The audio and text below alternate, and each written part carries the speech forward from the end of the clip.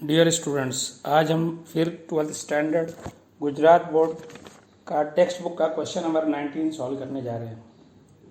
सबसे पहले हम क्वेश्चन पढ़ते हैं। Question number 19, Jay and Prafulla are partners of a partnership firm sharing profit and loss in equal proportion.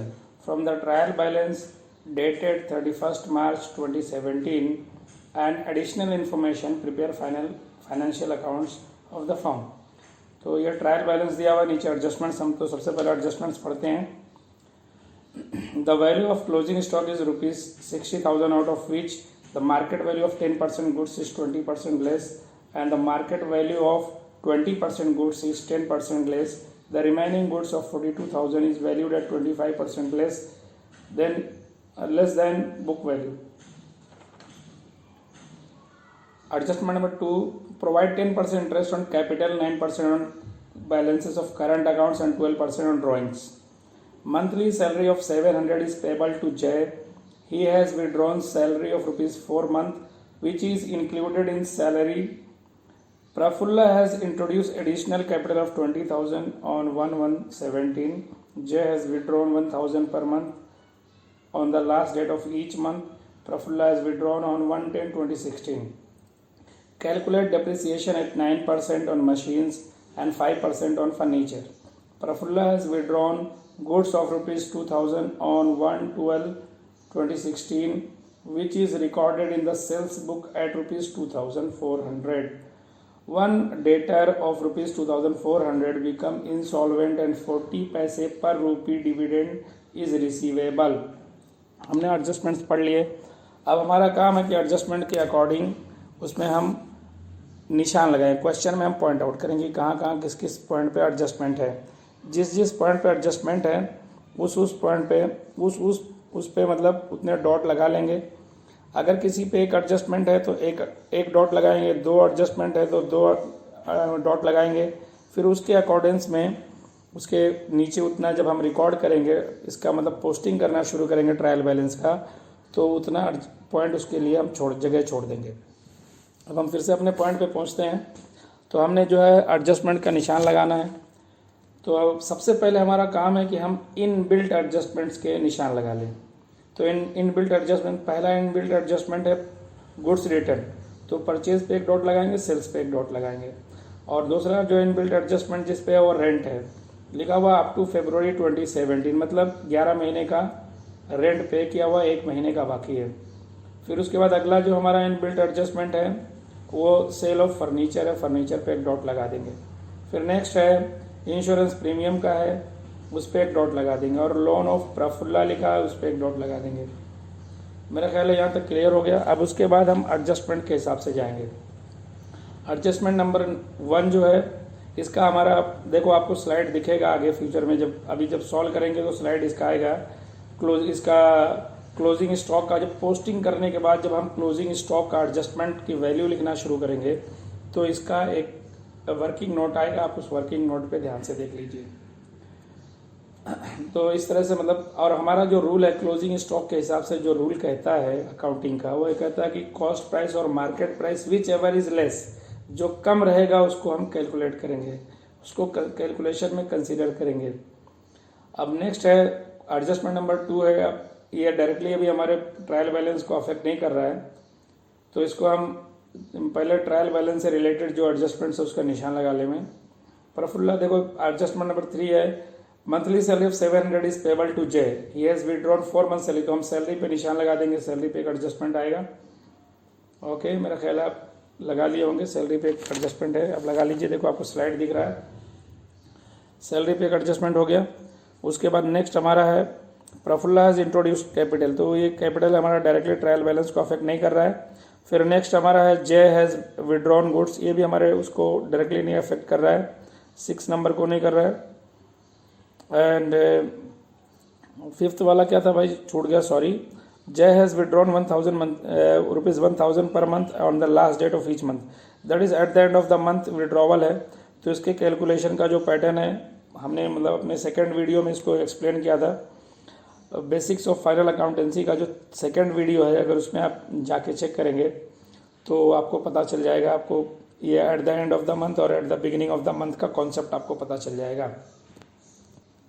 अब सेकंड इफेक्ट जो है कौन सा है, नेक्स्ट है point number 6, calculate depreciation eight 9% machine and 5% furniture. तो मशीन पे एक निशान लगा लेंगे और फर्नीचर पे एक और निशान लग जाएगा, मतलब 2 निशान हो जाएगा, 2 डॉट हो जाएगा। Prafulla has withdrawn goods of ₹2000, तो हम सेल परचेज पे एक निशान लगाएंगे, विड्रॉ किया गुड्स तो परचेज पे एक और निशान हो जाएगा, 2 निशान परचेज पे हो गया। As on 1/12/2016 which is recorded in the sales book at ₹2400, तो सेल्स बुक में रिकॉर्ड हो गया, मतलब सेल्स बुक में जब रिकॉर्ड होगा तो सेल्स अकाउंट पे आएगा और डेटर्स पे आएगा, तो सेल्स पे एक डॉट बनाएंगे और डेटर पे एक डॉट बनाएंगे। अब एडजस्टमेंट नंबर हम लास्ट वाला पढ़ रहे हैं। One debtor has of ₹2400 become insolvent and 40 पैसे पर रूपी डिविडेंड इज रिसीवेबल। मतलब क्या हुआ, डेटर में से बैड डेट आ गया, तो हम क्या करेंगे, डेटर पे एक और डॉट लगाएंगे, तो इस तरह से हमारा डेटर पे 2 डॉट हो गया। और देखो bad debts and bad debt reserve दिया हुआ इंश्योरेंस प्रीमियम के नीचे, तो उस बैड डेट पे भी हम एक निशान लगा लेंगे, एक डॉट लगा लेंगे। अब हमारा डॉट लगा के हो गया सारे जिस पे एडजस्टमेंट से। अब हम पोस्टिंग की तरफ जाएंगे। सबसे पहले पोस्ट करेंगे।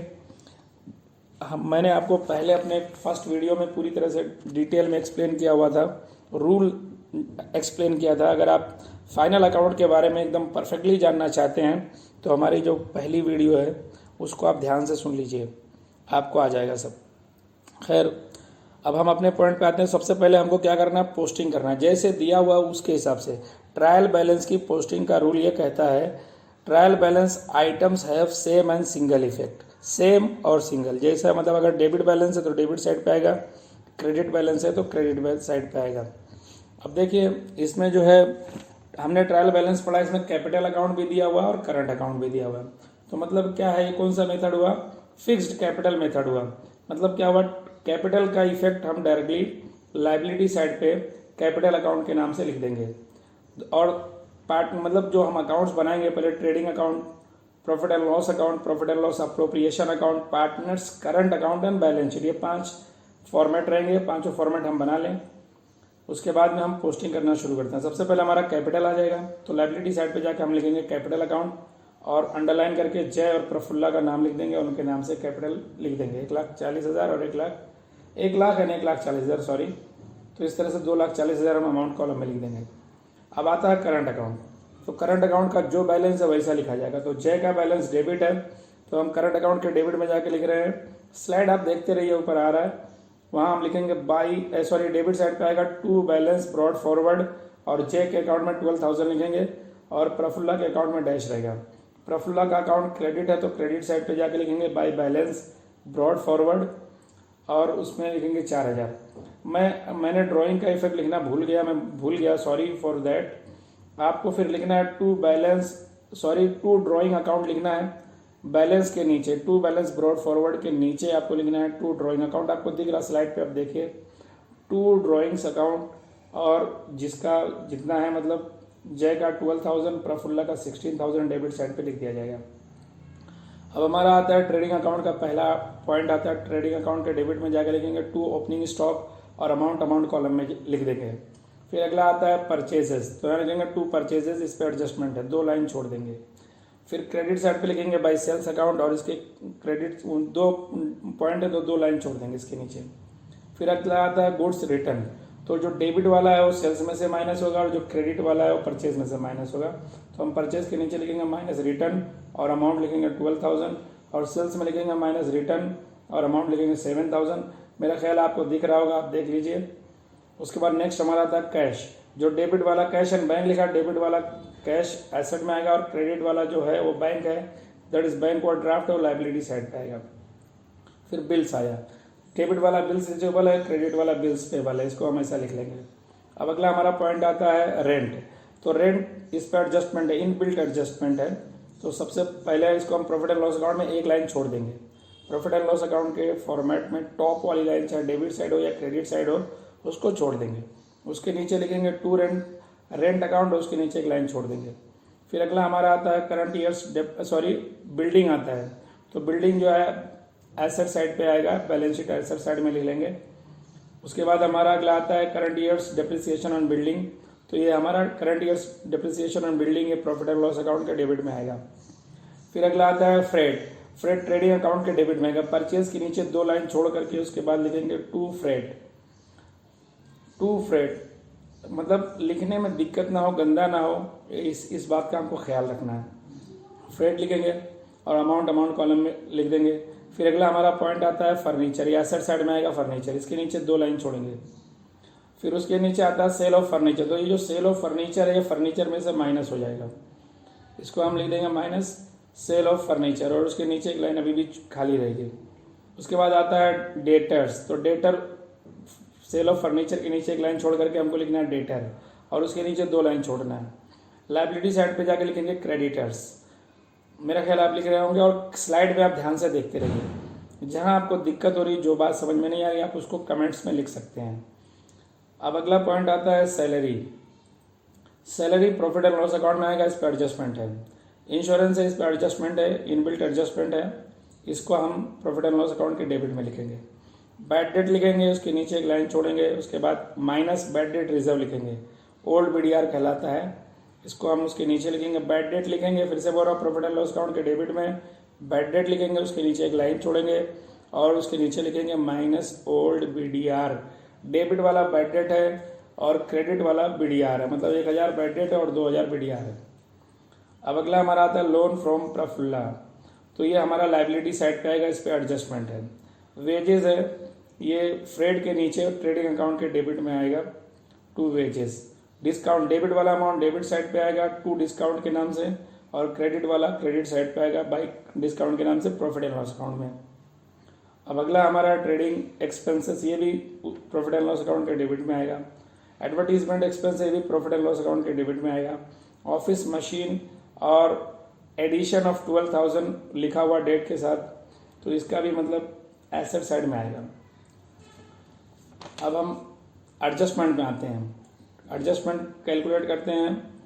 एडजस्टमेंट नंबर 1 है, सबसे पहले हम इनबिल्ट एडजस्टमेंट करते हैं, सबसे पहले हम इनबिल्ट एडजस्टमेंट सॉल्व करेंगे, क्योंकि अगर इनबिल्ट एडजस्टमेंट पहले नहीं सॉल्व करेंगे तो हमसे भूलने का खतरा रहेगा, हम भूल जाएंगे, हमसे हमारा कोई एडजस्टमेंट छूट जाएगा और हमारा क्वेश्चन टैली नहीं हो पाएगा।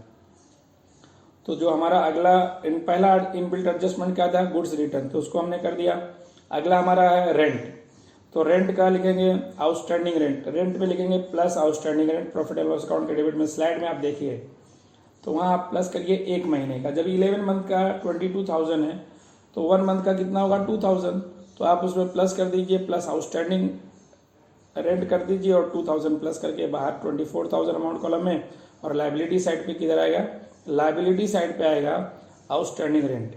देखो आपको मैंने फॉर्मूला बताया था और आपको बिगिनिंग में स्लाइड में आपको दिखाया गया होगा कि आपको ये फॉर्मेट बनाना है, trading profit and loss account बनाना है, नीचे माइनस, और वो सब फॉर्मेट जो दिया हुआ पहले क्वेश्चन में भी दिया था, सेकंड क्वेश्चन में भी दिया है, और आपको अब ये इसमें भी ध्यान देना है। ये स्लाइड को ध्यान से देखिए और समझिए। अगला कॉन्सेप्ट है, अब ये हो गया मेरा, मतलब मेरा ख्याल है रेंट वाला कॉन्सेप्ट समझ में आ गया रहेगा। अब अगला हमारा है, अगला इनबिल्ट एडजस्टमेंट जो हमारा है वो इंश्योरेंस प्रीमियम का है। इसमें कह रहा है कि एक इंश्योरेंस है जिसका साल कब खत्म हो रहा है, जून में खत्म हो रहा है, 30 जून को खत्म हो रहा है, तो बिगिनिंग कब होता होगा 1 जुलाई से, तो हमारा साल कब खत्म हो रहा है मार्च में, बिगिनिंग कब हो रहा है अप्रैल से, तो 3 महीना हमारे पास प्रीपेड है। तो 1 साल के लिए जो है 12 महीने के लिए जो है 3600 है, 3,600 है, तो 3 महीने के लिए कितना रहेगा 900 रुपीज़, ये क्या हो जाएगा प्रीपेड हो जाएगा। तो हम लिख देंगे माइनस प्रीपेड, और इंश्योरेंस में माइनस प्रीपेड लिखेंगे 900, और इसको हम बाहर लिख देंगे, माइनस करके बाहर लिख देंगे अमाउंट कॉलम में, मतलब 5,700 में से 900 हम माइनस करेंगे और बाहर लिख देंगे अमाउंट कॉलम में जो अमाउंट आएगा 4,800 आएगा, इसको अमाउंट कॉलम में लिख देंगे। और ये जो 900 आया प्रीपेड, ये एसेट साइड पे आएगा, एसेट साइड पे लिखेंगे प्रीपेड इंश्योरेंस। उसके बाद अगला हमारा जो इनबिल्ट एडजस्टमेंट है लोन ऑफ प्रफुल्ला, जब लोन पार्टनर ने दिया है और साथ में डेट मेंशन किया हुआ है और रेट ऑफ इंटरेस्ट नहीं दिया हुआ है, ये इंपॉर्टेंट, वेरी इंपॉर्टेंट पॉइंट है, इस बात को ध्यान में रखिए। मैं फिर से एक बार रिपीट कर रहा हूँ कि अगर लोन दिया हुआ है, लोन अगर दिया हुआ और साथ में पार्टनर का नाम के साथ डेट दिया हुआ है और रेट ऑफ इंटरेस्ट मेंशन नहीं किया हुआ है, तो हम पार्टनर्स के लोन पर 6% का इंटरेस्ट कैलकुलेट करेंगे। तो प्रफुल्ला के लोन पर 6% का इंटरेस्ट 6 महीने के लिए कैलकुलेट होगा। तो इसको हम कैलकुलेट कर लेंगे 20,000 इंटू 6% इंटू 6/12, मतलब आधे साल के लिए। तो इस तरह से कैलकुलेशन आ जाएगा, इसका इंटरेस्ट आ जाएगा। तो हम लाइबिलिटी साइड पे प्लस करेंगे, इसके एंट्री पहले क्या लिखेंगे, प्लस आउटस्टैंडिंग इंटरेस्ट, और हम 6% 6% 6 महीने के लिए कैलकुलेट करके प्लस कर देंगे। और इसका second effect profit and loss account के डेबिट में क्या लिखेंगे, टू इंटरेस्ट ऑन लोन। मेरा ख्याल आपको स्लाइड में दिख रहा होगा, और ध्यान से देखिए, नहीं समझ में आया मोबाइल में या कंप्यूटर में या कहीं से भी आप देख रहे हैं, उसको आप होल्ड कर दीजिए, रिवाइंड करिए, फिर से देखिए। नहीं समझ में आ रहा आप कमेंट लिख सकते हैं, फिर आपको समझाया जाएगा। अब ये मेरा ख्याल है ये लोन वाला इनबिल्ट एडजस्टमेंट सारा क्लियर हो गया। अब अगला हमारा पहला एडजस्टमेंट है, तो आपको वर्किंग नोट दिख रहा होगा, working note of closing stock आपको दिख रहा होगा। तो वर्किंग नोट देख लीजिए कैसे कैसे कैलकुलेट हुआ है। तो हमारा ये क्लोजिंग स्टॉक की वैल्यू 47,100 बन रही है, मेरा ख्याल है आपको दिख रहा होगा।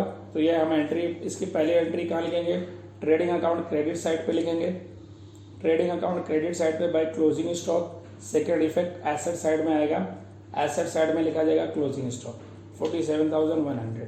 अब अगला हमारा आ रहा है provide 10% interest on capital, 9% interest on current account and 12% drawing.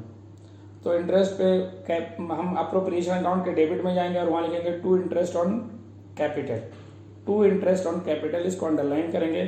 जय और प्रफुल्ला का नाम लिखेंगे और उनके कैपिटल का जो इंटरेस्ट है 10,000 एंड 14,000, उसको लिख करके टोटल करके 24,000 अमाउंट कॉलम में लिख देंगे। आपको स्लाइड में दिख रहा होगा, ध्यान से देखिए।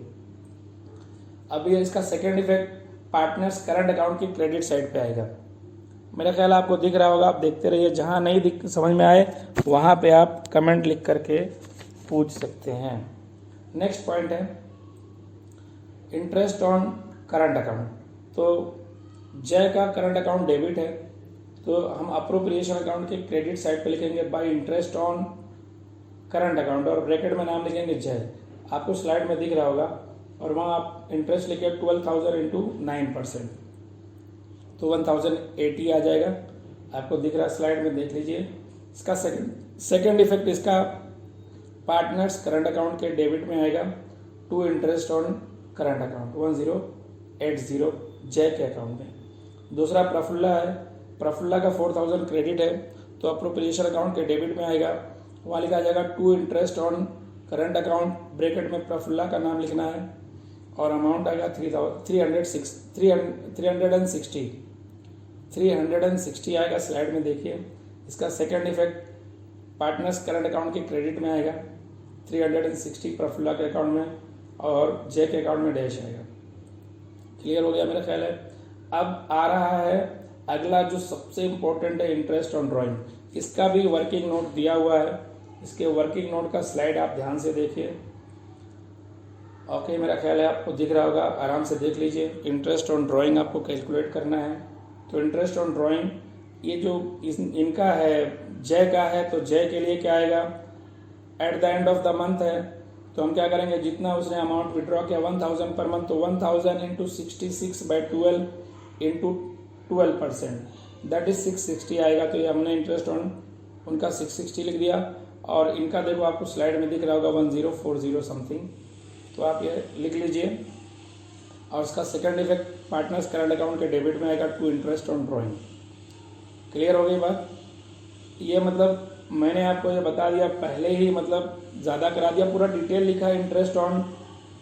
इंटरेस्ट ऑन ड्राइंग का जो इफेक्ट है ये और लास्ट में करेंगे, एडजस्टमेंट नंबर 7 के बाद करेंगे। क्यों?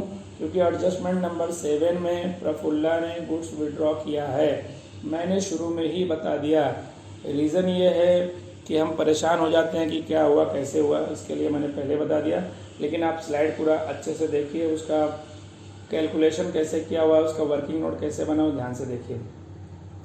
नेक्स्ट आता है हमारा मंथली सैलरी के बारे में। मंथली सैलरी 700 है, तो इसका पहले रियल एंट्री हमको पास करना है। पहले 700 के हिसाब से प्रफुल्ला को जो सैलरी मिल रही है वो कितना हो जाएगी, सॉरी प्रफुल्ला लिख बोल दिया, जय को मिल रही है 700 के हिसाब से, तो 8400।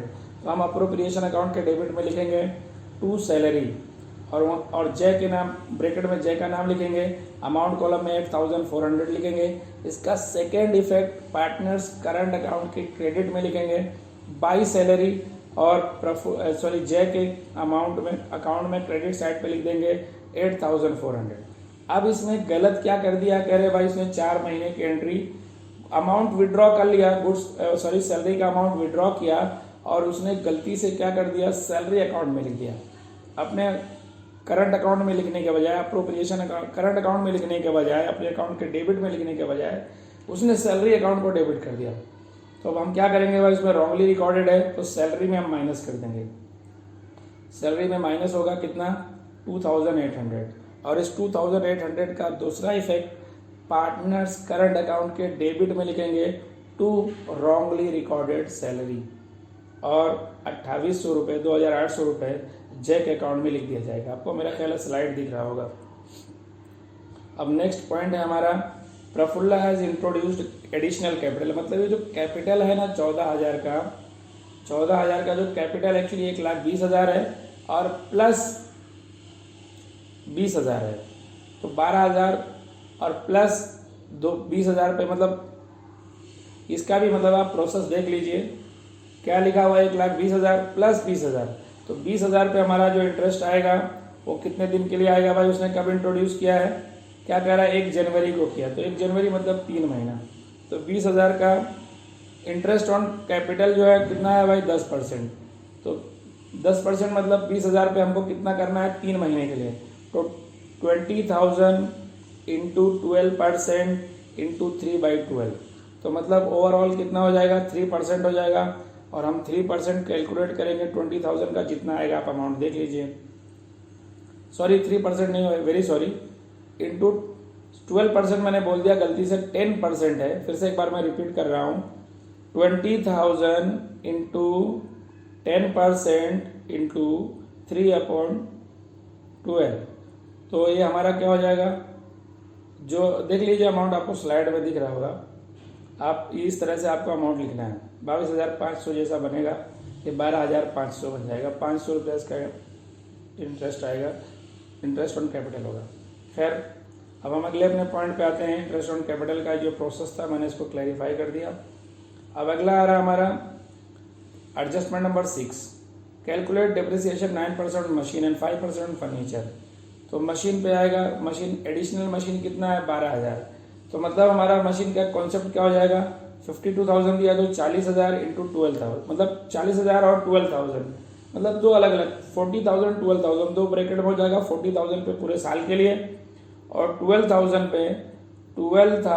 पे सिर्फ 3 महीने के लिए, क्योंकि उसने 31 दिसंबर को इंट्रोड्यूस किया है। तो इस तरह से मेरा क्या हो जाएगा, हम 12,000 पे 3 महीने का कर लेंगे कैलकुलेशन, और 40,000 पे, तो इस तरह से आपको डिप्रिसिएशन का अमाउंट दिख रहा होगा, देख लीजिए इस तरह से आपको लिखना है। अब फर्नीचर का कॉन्सेप्ट है, फर्नीचर में हम क्या करेंगे भाई, फर्नीचर में पहले जो सेल ऑफ फर्नीचर है उसको माइनस कर देंगे, फिर जो बचा हुआ अमाउंट है उस पर हम 5% डिप्रिसिएशन लिखेंगे, आपको स्लाइड में दिख रहा होगा, आप देख लीजिए।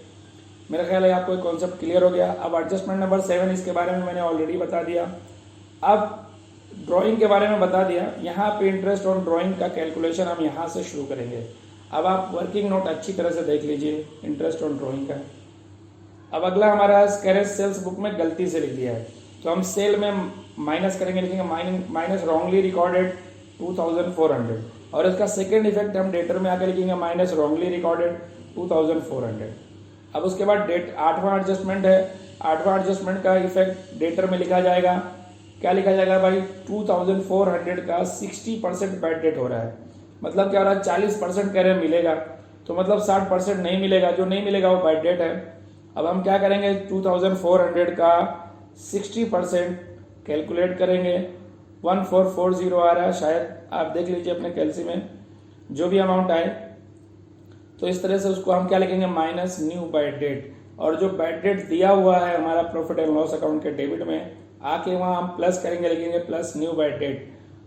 मेरा ख्याल आपको दिख रहा होगा स्लाइड में, ये हो जाएगा इसका इफेक्ट, दो इफेक्ट हो गया, डेटर में माइनस हो गया और बैड डेट में प्लस हो गया, और ये 2400 का इससे पहले वाला जो था 7वां नंबर एडजस्टमेंट, सेल में हमने माइनस किया 2400 रॉन्गली रिकॉर्डेड, और वही सेम इफेक्ट डेटर में भी माइनस किया, क्या लिखा भाई, माइनस रॉन्गली रिकॉर्डेड 2400। अब सारे एडजस्टमेंट का इफेक्ट हमारा लिख के हो गया, सारे अमाउंट को हमने माइनस प्लस करके अमाउंट कॉलम में लिख लिया। अब हमारा क्या है, सबसे पहले हम ट्रेडिंग अकाउंट क्लोज करेंगे। ट्रेडिंग अकाउंट का टोटल कर लीजिए, आपको स्लाइड में दिख रहा होगा ट्रेडिंग अकाउंट का टोटल।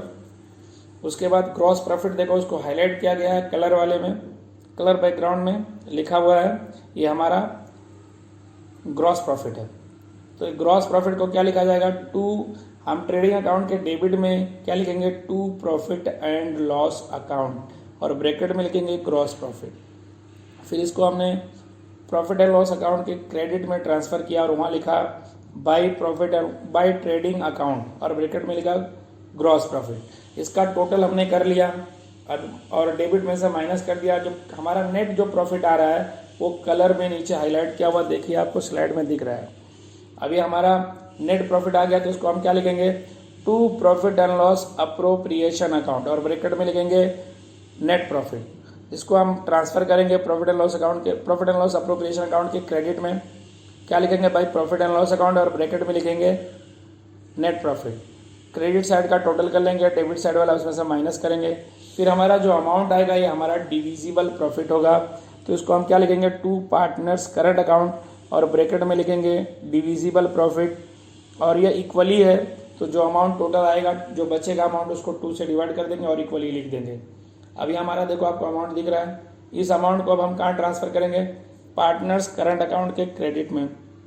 वहाँ हम क्या लिखेंगे भाई, by profit and loss appropriation account, और ब्रैकेट में लिखेंगे डिविजिबल प्रॉफिट।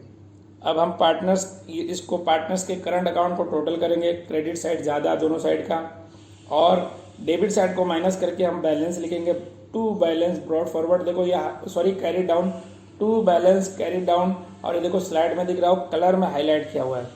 अब इस बैलेंस को हम क्या करेंगे, लाइबिलिटी साइड पे ला करके लिख देंगे, क्या लिखेंगे, पार्टनर्स करंट अकाउंट, और अंडरलाइन करके पार्टनर्स का नाम लिख करके लिख देंगे अमाउंट। अब हम बैलेंस शीट का टोटल कर लेंगे, एसेट साइड और लाइबिलिटी साइड, और ये हमारा अमाउंट टैली हो जाएगा।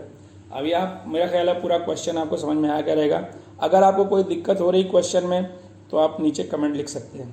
Thank you for watching my video. पसंद आने पर वीडियो को लाइक करें, सब्सक्राइब करें, अपने दोस्तों में शेयर करें, और हमारा अगला क्वेश्चन, फिर से हम एक और क्वेश्चन सॉल्व करेंगे गुजरात बोर्ड का। हमारे वीडियो का इंतज़ार करिए। Thank you.